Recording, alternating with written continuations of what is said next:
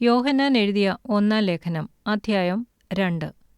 എൻ്റെ കുഞ്ഞുങ്ങളെ, നിങ്ങൾ പാപം ചെയ്യാതിരിപ്പാൻ ഞാനിത് നിങ്ങൾക്ക് എഴുതുന്നു.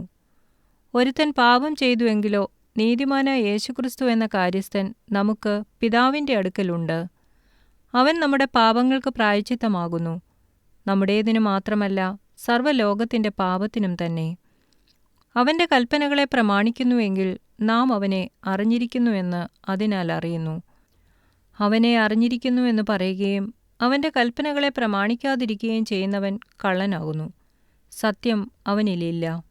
എന്നാൽ ആരെങ്കിലും അവൻ്റെ വചനം പ്രമാണിക്കുന്നുവെങ്കിൽ അവനിൽ ദൈവസ്നേഹം വാസ്തവമായി തികഞ്ഞിരിക്കുന്നു. നാം അവനിൽ ഇരിക്കുന്നു എന്ന് ഇതിനാൽ നമുക്കറിയാം. അവനിൽ വസിക്കുന്നു എന്ന് പറയുന്നവൻ അവൻ നടന്നതുപോലെ നടക്കേണ്ടതാകുന്നു. പ്രിയമുള്ളവരെ, പുതിയൊരു കൽപ്പനയല്ല, ആദിമുതൽ നിങ്ങൾക്കുള്ള പഴയ കൽപ്പനയത്രേ ഞാൻ നിങ്ങൾക്ക് എഴുതുന്നത്. ആ പഴയ കൽപ്പന നിങ്ങൾ കേട്ട വചനം തന്നെ. പുതിയൊരു കൽപ്പന ഞാൻ നിങ്ങൾക്ക് എഴുതുന്നു എന്ന് പറയാം. അത് അവനിലും നിങ്ങളിലും സത്യമായിരിക്കുന്നു. ഇരുട്ട് നീങ്ങിപ്പോകുന്നു, സത്യവെളിച്ചം ഇതാ പ്രകാശിക്കുന്നു. വെളിച്ചത്തിലിരിക്കുന്നു എന്ന് പറയുകയും സഹോദരനെ പകയ്ക്കുകയും ചെയ്യുന്നവൻ ഇന്നയോളം ഇരുട്ടിലിരിക്കുന്നു. സഹോദരനെ സ്നേഹിക്കുന്നവൻ വെളിച്ചത്തിൽ വസിക്കുന്നു, ഇടർച്ചയ്ക്ക് അവനിൽ കാരണമില്ല.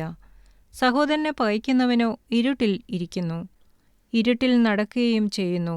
ഇരുട്ട് അവൻ്റെ കണ്ണ് കുരുടാക്കിയാൽ എവിടേക്ക് പോകുന്നു എന്ന് അവൻ അറിയുന്നില്ല. കുഞ്ഞുങ്ങളെ, നിങ്ങൾക്ക് അവൻ്റെ നാമനിമിത്തം പാപങ്ങൾ മോചിച്ചിരിക്കിയാൽ ഞാൻ നിങ്ങൾക്ക് എഴുതുന്നു. പിതാക്കന്മാരെ, ആദിമുതലുള്ളവനെ നിങ്ങൾ അറിഞ്ഞിരിക്കിയാൽ നിങ്ങൾക്ക് എഴുതുന്നു. ബാല്യക്കാരെ, നിങ്ങൾ ദുഷ്ടനെ ജയിച്ചിരിക്കിയാൽ നിങ്ങൾക്ക് എഴുതുന്നു. കുഞ്ഞുങ്ങളെ, നിങ്ങൾ പിതാവിനെ അറിഞ്ഞിരിക്കിയാൽ ഞാൻ നിങ്ങൾക്ക് എഴുതിയിരിക്കുന്നു. പിതാക്കന്മാരെ, ആദിമുതലുള്ളവനെ നിങ്ങൾ അറിഞ്ഞിരിക്കിയാൽ ഞാൻ നിങ്ങൾക്ക് എഴുതിയിരിക്കുന്നു. ബാല്യക്കാരെ, നിങ്ങൾ ശക്തരാകയാലും ദൈവവചനം നിങ്ങളിൽ വസിക്കയാലും നിങ്ങൾ ദുഷ്ടനെ ജയിച്ചിരിക്കയാലും ഞാൻ നിങ്ങൾക്ക് എഴുതിയിരിക്കുന്നു. ലോകത്തെയും ലോകത്തിലുള്ളതിനെയും സ്നേഹിക്കരുത്. ഒരുവൻ ലോകത്തെ സ്നേഹിക്കുന്നുവെങ്കിൽ അവനിൽ പിതാവിൻ്റെ സ്നേഹമില്ല. ജഡമോഹം, കൺമോഹം, ജീവനത്തിൻ്റെ പ്രതാപം, ഇങ്ങനെ ലോകത്തിലുള്ളതെല്ലാം പിതാവിൽ നിന്നല്ല, ലോകത്തിൽ നിന്നത്രേ ആകുന്നു. ലോകവും അതിൻ്റെ മോഹവും ഒഴിഞ്ഞുപോകുന്നു. ദൈവേഷ്ടം ചെയ്യുന്നവനോ എന്നേക്കും ഇരിക്കുന്നു. കുഞ്ഞുങ്ങളെ, ഇത് അന്ത്യനാഴികയാകുന്നു. എതിർ ക്രിസ്തു വരുന്നു എന്ന് നിങ്ങൾ കേട്ടിട്ടുണ്ടല്ലോ.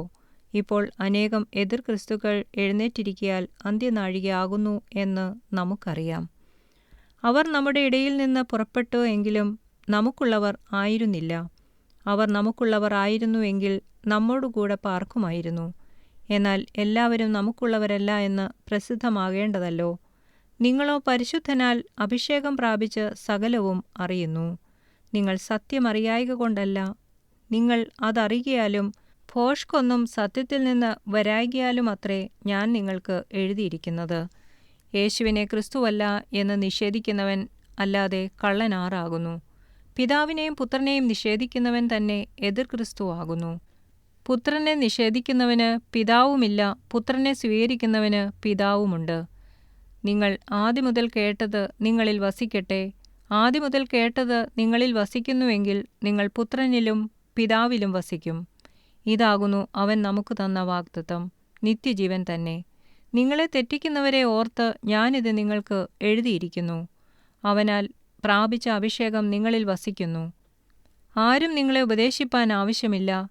അവൻ്റെ അഭിഷേകം തന്നെ നിങ്ങൾക്ക് സകലവും ഉപദേശിച്ചു തരികയാലും അത് ഭോഷ്കല്ല, സത്യം തന്നെ ആയിരിക്കയാലും അത് നിങ്ങളെ ഉപദേശിച്ചതുപോലെ നിങ്ങൾ അവനിൽ വസിപ്പീൻ. ഇനിയും കുഞ്ഞുങ്ങളെ, അവൻ പ്രത്യക്ഷനാകുമ്പോൾ നാം അവൻ്റെ സന്നിധിയിൽ ലജ്ജിച്ചു പോകാതെ അവൻ്റെ പ്രത്യക്ഷതയിൽ നമുക്ക് ധൈര്യമുണ്ടാകേണ്ടതിന് അവനിൽ വസിപ്പീൻ. അവൻ നീതിമാനെന്ന് നിങ്ങൾ ഗ്രഹിച്ചിരിക്കുന്നുവെങ്കിൽ നീതി ചെയ്യുന്നവനൊക്കെയും അവനിൽ നിന്ന് ജനിച്ചിരിക്കുന്നു എന്ന് നിങ്ങൾ അറിയുന്നു.